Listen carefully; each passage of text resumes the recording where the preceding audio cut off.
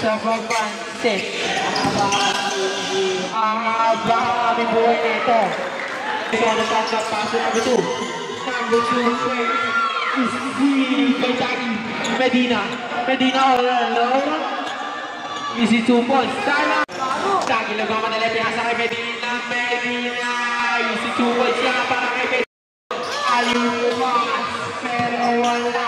Nawala na magaling 7 pass. Lagi. Pinoy set. 2 points yan para kay second shot ka Medina. Pass to Dagi.